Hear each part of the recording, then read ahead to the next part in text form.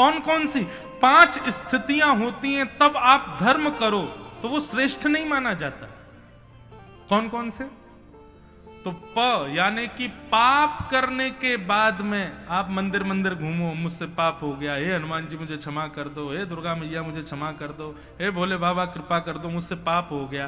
पाप करने के बाद में आप धर्म के मार्ग पर यदि चल रहे हैं तो प्रायश्चित तो हो जाएगा, वो पाप नष्ट तो हो जाएगा, लेकिन वो धर्म में गिना नहीं जाएगा, आपकी भक्ति में उसकी काउंटिंग नहीं होगी। तो पाप के बाद में किया गया धर्म श्रेष्ठ नहीं माना जाता। हां, उससे प्रायश्चित हो जाता है, पाप नष्ट हो जाता है, लेकिन वो श्रेष्ठ नहीं है। पाप पहला शब्द प, फिर आता है फ यानी कि फल।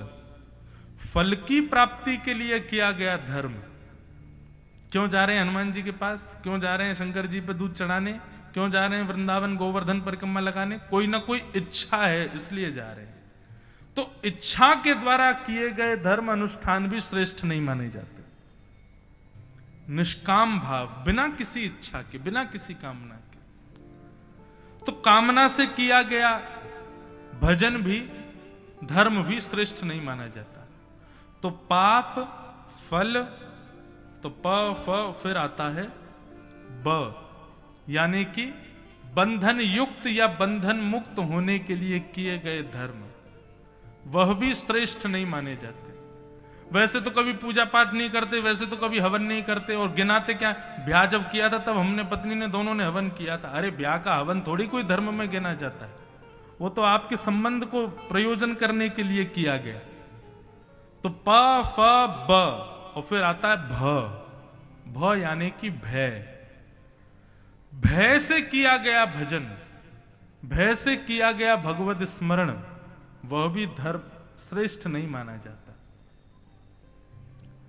परिवार का कोई व्यक्ति हॉस्पिटलाइज्ड हो गया, आईसीयू में भर्ती है बेचारा, डॉक्टरों ने कह दिया बोले भगवान के ऊपर है, और उसके बाद लगे महाराज चढ़ाने, मंदिरों में जा जा करके लड्डू बांट रहे हैं, ब्राह्मणों से पूजा करवा रहे हैं, बोले कैसे भी हमारे दादाजी ठीक हो जाएं, कैसे भी हमारे परिवार का वो व्यक्ति ठीक हो जाए।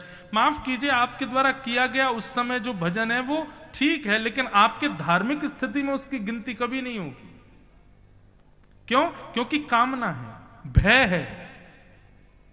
तो प फ ब भ और अंतिम आया 5वां म, यानी कि जन्म से या फिर जब से होश आया तब से भजन नहीं किया। आंखों में पड़ गया जाला, नाक से बह रहा है नाला, लाठी से पड़ रहा है पाला, तब कह रहे हैं भैया माफ गौड़ बाबा पर कथा चल रही, मुझ छोड़ आओ। पूरा जीवन तो निकाल दिया महाराज ऐसो आराम में, और जब बुढ़ापा आया तब कह रहे अब हमको कथा सुनवाओ, अब हमको बद्रीनाथ तो करा दे, अब तो बूढ़े है गए, अब तो रामेश्वर हो आना चाहिए। अरे जवानी में क्यों नहीं गए?